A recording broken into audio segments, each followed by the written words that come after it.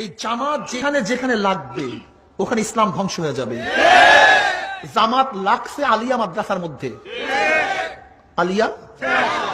জামাত লাগছে ইত্তেহাদুল উম্মার মধ্যে, ইত্তেহাদুল উম্মাহ। জামাত লাগছে বিএনপির মধ্যে, বিএনপি। এই জামাতের প্রয়োজন যেখানে লাগবে সেটা ধ্বংস হয়ে যাবে। আল্লামা দারখাস্তি রহমাতুল্লাহ বলছেন, যে হাফিজুল হাদিস 1 লক্ষ উপরে হাদিস মুখস্থ ছিল, তিনি বলেছেন যদি কোন দেশ যদি কমিউনিস্টরা দখল করে নেয় সেখানেও একদিন ইসলাম আসতে পারে, কিন্তু আল্লাহ না করুক কোন দেশ যদি জামাত দখল করে ফেলে কিয়ামতের আগ পর্যন্ত আর কোনদিন সেখানে ইসলাম আসবে না। আমি জামাতকে বলবো, আপনাদের জন্য সুবর্ণ সুযোগ চলে আসছে। আগামীকাল নির্বাচন হবে না, হক্কানি ওলামায়ে কেরামের সাথে আপনাদের যে মতৈক্য আছে বসে সমাধান করেন।